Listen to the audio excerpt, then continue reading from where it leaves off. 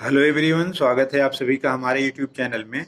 इस वीडियो में हम आज आप सभी को भौतिक विज्ञान के कुछ महत्वपूर्ण प्रश्न लेकर के आए हैं जो कि प्रायः परीक्षाओं में पूछे जाते हैं। तो आइए हम बारी बारी से इन प्रश्नों को सॉल्व करते हैं। तो ये हमारा पहला सवाल है, निम्न में से कौन सदिश राशि है? तो वेग, चाल, आयतन और दूरी, इन चारों में से वेग हमारा सदिश राशि है। सदिश राशि यानी जिसके लिए परिमाण और दिशा दोनों की जरूरत होती है। तो पहले प्रश्न का पहला उत्तर ए सही होगा। निम्न में से मूल मात्रक समय है। कोणीय संवेग का मात्रक जूल सेकंड होता है।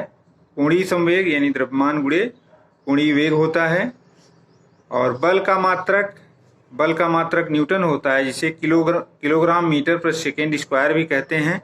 तो बल बराबर द्रव्यमान गुणे त्वरण, द्रव्यमान का मात्रक किलोग्राम, त्वरण का मात्रक मीटर पर सेकेंड स्क्वायर होता है। तो इस तरीके से अगर हम ये जो राशियां होती हैं इनको ज्ञात करने के फार्मूले हमें ज्ञात हैं, तो हम उनका सूत्र, उनका मात्रक आसानी से ज्ञात कर सकते हैं। अब आइए, ये पांचवा सवाल हमारा है, एक प्रकाश वर्ष बराबर होता है। तो एक प्रकाश वर्ष में 9.46 × 10⁻15 मीटर बराबर होता है। तो इसका पहला सवाल सही है। किसी वस्तु का विस्थापन, तो विस्थापन ऋणात्मक होता है, धनात्मक होता है, शून्य भी होता है। इसमें तीनों सही है। दूध से क्रीम के अलग होने का कारण, तो इसमें अपकेंद्री बल इसका सही होगा। वृत्ताकार पथ के चारों ओर पिंड की गति किसका उदाहरण है? तो वृत्ताकार पथ के चारों ओर पिंड की गति समान चाल समान वेग का उदाहरण होगा। यानी इसमें हमारा तीसरा सही होगा। इन चारों में से सी वाला सही होगा। अब आगे हमारा प्रश्न है अगला, ये 9वां है, रॉकेट किस सिद्धांत पर कार्य करता है? तो रॉकेट न्यूटन के तृतीय नियम के आधार पर कार्य करता है। क्रिया प्रतिक्रिया का नियम जो होता है उस पर काम करता है। अगला प्रश्न है, क्रिकेट की गेंद को किस कोण से मारा जाए कि वह अधिकतम क्षैतिज दूरी तक जा गिरे? तो यहाँ पर 45 अंश के कोण पर अगर वो किसी वस्तु को फेंका जाता है तो वह अधिकतम क्षैतिज दूरी पर जाकर के गिरता है। तो यहाँ बी वाला सही है हमारा। न्यूटन का द्वितीय नियम परिभाषित करता है, न्यूटन का द्वितीय नियम हमारा जो है वो परिभाषित करता है संवेग के त्वरण को, संवेग तथा वेग परिवर्तन को। तो 11वां हमारा प्रश्न सही है। 11वें का ये सी सही होगा, संवेग परिवर्तन की दर व बाह्य बल को परिभाषित करता है। 12वां प्रश्न हमारा है, न्यूटन के किस नियम के बल का व्यंजक F बराबर m में प्राप्त होता है? तो ये द्वितीय नियम से प्राप्त होता है। अब 13वां सवाल है, किसी पिंड पर किया गया कार्य निर्भर नहीं करता है। तो यहाँ पर ये इसका डी सही होगा, प्रारंभिक वेग पर निर्भर नहीं करता। कार्य बराबर W बराबर FD होता है, बल गुणे विस्थापन होता है। तो ये प्रारंभिक वेग पर निर्भर नहीं करता है। तो इसका डी वाला सही है। एक मनुष्य एक दीवार को ढकेलता है तथा इसको विस्थापित नहीं कर पाता है, तो इसमें इसका आंसर है 14 का, चारों में से ऋणात्मक कार्य करता है, धनात्मक कार्य करता है, परंतु अधिकतम नहीं, कोई कार्य नहीं करता है। इसमें कोई कार्य नहीं करता है, क्योंकि हम कार्य बराबर बल गुणे विस्थापन होता है। तो जब विस्थापन नहीं होता है तो कोई कार्य नहीं होता है। कार्य के लिए विस्थापन होना बहुत जरूरी है। 15वां, वृत्तीय पथ पर गति करते हुए अभिकेंद्रीय बल द्वारा किया गया कार्य क्या होता है? तो 15वें का हमारा बी सही होगा, यानी शून्य होगा। वृत्तीय पथ पर गति करते हुए अभिकेंद्रीय बल द्वारा किया गया कार्य शून्य होता है। अब इसके बाद 16वां है, गतिज ऊर्जा व संवेग में संबंध काइनेटिक एनर्जी P²/2m के बराबर होता है। गतिज ऊर्जा, इसका डी सही होगा। 17वां है, यदि पदार्थ के द्रव्यमान व वेग दोनों को उनके परिमाण से दोगुना कर दिया जाए तो गतिज ऊर्जा क्या होगी? तो 17वें का हमारा सी सही होगा, 8 गुनी हो जाएगी, क्योंकि गतिज ऊर्जा ½ mv² के बराबर होती है। तो इससे ये हमारा 8 गुना हो जाएगा। अब 18वां, घड़ी के स्प्रिंग में कौन सी ऊर्जा होती है? तो घड़ी के स्प्रिंग में ये स्थितिज ऊर्जा होती है। इसका बी वाला सही है। विद्युत जनित जनरेटर द्वारा क्या किया जाता है? तो इसमें 19वां हमारा है ए सही, यांत्रिक ऊर्जा को विद्युत ऊर्जा में रूपांतरित किया जाता है। यहाँ पर 4 आंसर इसके दिए गए हैं। तो जनरेटर जो है वो यांत्रिक ऊर्जा को विद्युत ऊर्जा में कन्वर्ट करता है। जैसे मोटर जो है वो विद्युत ऊर्जा को यांत्रिक ऊर्जा में कन्वर्ट करता है, उसी तरीके से जनरेटर यांत्रिक ऊर्जा को विद्युत ऊर्जा में कन्वर्ट करता है। ये चीज़ ध्यान देना है। तो इस तरीके से 19 प्रश्न इसमें हो जाते हैं। अब आइए आगे देखते हैं।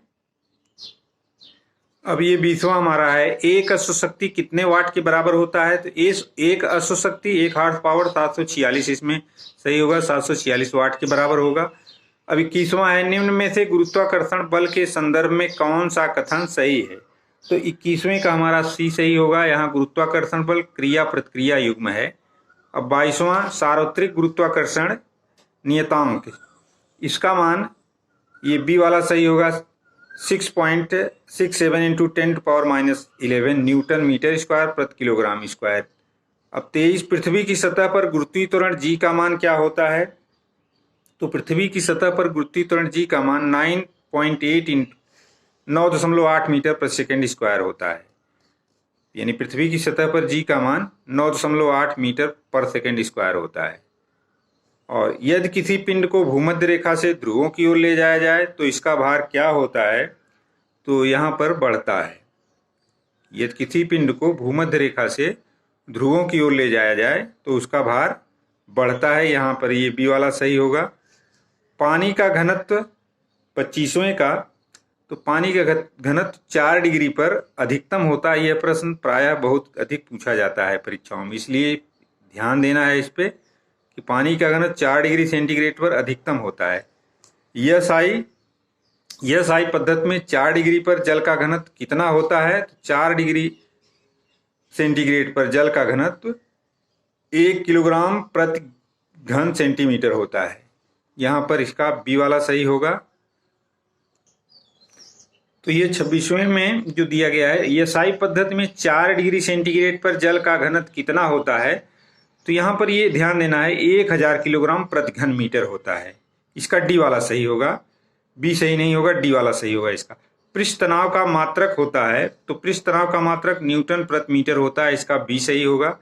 तेल की एक छोटी बूंद पानी पर फैल जाती है क्योंकि जल का पृष्ठ तनाव अधिक होता है, इसका डी वाला सही होगा। अब यहाँ पर 29वां हमारा है, ताप बढ़ाने पर द्रवों की श्यानता, ताप बढ़ाने पर द्रवों की श्यानता घटती है, तो इसका ए वाला सही होगा। अब आगे हमारा 30वां प्रश्न है। यहाँ पर 30वां प्रश्न दिया गया है, निम्न में से सरल आवर्त गति के लिए आवश्यक शर्त क्या है? तो 30वें में सरल आवर्त गति के लिए आवश्यक शर्त हमारी है विस्थापन त्वरण के समानुपाती होता है। ये सी वाला प्रश्न सही होगा आंसर इसका। ध्वनि की तीव्रता किस माध्यम में अधिक होती है? तो ध्वनि की तीव्रता हमारी ठोस माध्यम में अधिक होती है, ये चीज ध्यान देना है। ये भी प्रश्न बहुत इंपॉर्टेंट है। ध्वनि की तीव्रता ठोस यानी धातुओं में सबसे अधिक होती है। वायु में ध्वनि का वेग किस पर निर्भर करता है? तो वायु में ध्वनि का वेग, ये हमारा सी प्रश्न का उत्तर सी सही है। वायु में ध्वनि का वेग वायु के दाब पर निर्भर करता है। डेसिबल का प्रयोग किसकी तीव्रता नापने के लिए किया जाता है? तो डेसिबल ध्वनि की तीव्रता के लिए किया जाता है इसका प्रयोग। ध्वनि का तारत्व किस पर निर्भर करता है? तो ध्वनि का तारत्व आवृत्ति पर निर्भर करता है। पिच, इसको पिच भी कहते हैं, तो ये आवृत्ति पर निर्भर करता है, फ्रीक्वेंसी पर। ध्वनि तरंगें, यहाँ पर ये भी प्रश्न बहुत इंपॉर्टेंट है। ध्वनि तरंगें हमारी ये अनुदैर्ध्य तरंगें हैं, ये प्रश्न इंपॉर्टेंट है। ध्वनि तरंगें अनुदैर्ध्य तरंगें हैं। किस ताप पर सेंटीग्रेड तथा फ़ारेनहाइट पैमाने के पाठ्यांक समान होते हैं? तो ये बहुत इंपॉर्टेंट प्रश्न है। -40 डिग्री सेंटीग्रेड पर फ़ारेनहाइट और सेंटीग्रेड पैमानों के तापमान समान होते हैं, पाठ्यांक इनके समान होते हैं। सामान्य वयस्क व्यक्ति के हृदय का वजन कितना होता है? तो ये हमारा 300 ग्राम लगभग होता है, तो इसका बी वाला प्रश्न सही है। कमरे में रखे रेफ्रिजरेटर का दरवाजा खोल दिया जाए तो कमरे का ताप, इसका पहला ए सही है, बढ़ जाएगा। यहाँ पर ध्यान देना, ये भी इम्पॉर्टेंट क्वेश्चन है। कमरे में रखे रेफ्रिजरेटर का दरवाजा अगर खोल दिया जाए तो कमरे का ताप बढ़ जाता है।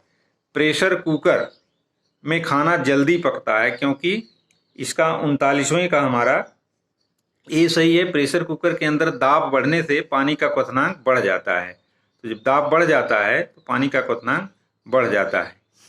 अब यहाँ पर 40वां प्रश्न है हमारा, ऊष्मागतिकी के किस नियम के अनुसार ऊष्मा को पूर्णतः कार्य में नहीं बदला जा सकता है? तो ये 40वें का हमारा इसमें 4 विकल्प दिया गया है। प्रथम नियम, द्वितीय नियम, तृतीय नियम और चतुर्थ नियम। तो इसका हमारा द्वितीय नियम सही होगा। ऊष्मागतिकी के द्वितीय नियम के अनुसार ऊष्मा को पूर्णतः कार्य में नहीं बदला जा सकता है। 41वां प्रश्न है, स्थिर वैद्युतिकी, स्थिर इलेक्ट्रोस्टैटिक्स से संबंधित निम्न में से कौन सा कथन यथार्थ नहीं लग रहा है?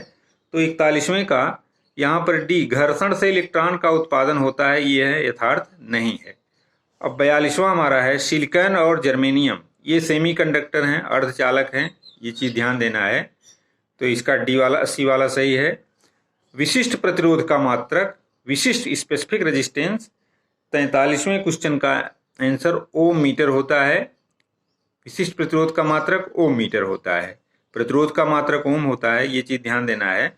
चुंबकीय फ्लक्स का मात्रक, तो 44वें का हमारा बी हो जाएगा, वेबर होता है। चुंबकीय फ्लक्स का मात्रक वेबर होता है।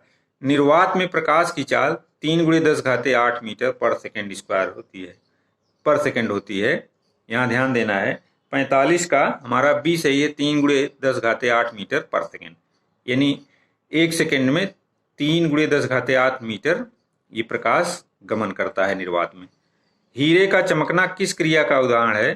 तो 46वें का हमारा आंसर सी सही, पूर्ण आंतरिक परावर्तन, इसको टोटल इंटरनल रिफ्लेक्शन कहते हैं। तो टोटल इंटरनल रिफ्लेक्शन ये हीरे के चमकना इसी पर आधारित है। वाहनों के पीछे का दृश्य देखने, ये भी प्रश्न इंपॉर्टेंट है, प्रायः पूछा जाता है। तो 47वें का हमारा उत्तल दर्पण ये सही है कि वाहनों के पीछे का दृश्य देखने के लिए बगल में ड्राइवर के उत्तल दर्पण का प्रयोग किया जाता है। विद्युत प्रतिरोध को मापने के लिए निम्न में से किस उपकरण का प्रयोग किया जाता है? तो 48वें का हमारा ये ए वाला सही है, ओम मीटर। विद्युत प्रतिरोध को नापने के लिए ओम मीटर का प्रयोग किया जाता है। अब 49 भूकंप की तीव्रता नापने वाला यंत्र, तो ये बहुत आसान है, बहुत इंपॉर्टेंट भी होता है, सिस्मोग्राफ। इससे भूकंप की तीव्रता मापी जाती है।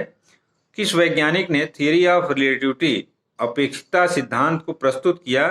तो इसमें हमारा एल्बर्ट आइंस्टीन जो थे, इन्होंने सबसे पहले स्पेशल थियरी ऑफ रिलेटिविटी को समझाया था लोगों को। तो इसका बी वाला सही है। तो इस तरीके से हमने आज आप सभी को इस वीडियो में भौतिक विज्ञान के 50 महत्वपूर्ण प्रश्नों को हल कर सिखाने का प्रयास किया। आशा करता हूं कि आप सभी ऐसे प्रश्नों को अगर परीक्षा में पूछा जाएगा तो सॉल्व कर लेंगे। तो वीडियो अगर अच्छा लगे तो इसको लाइक और शेयर करें। चैनल पर नए हो तो प्लीज़ चैनल को सब्सक्राइब करें। मिलते हैं अगले वीडियो में कुछ इसी तरह के प्रश्नों के साथ। तब तक के लिए धन्यवाद।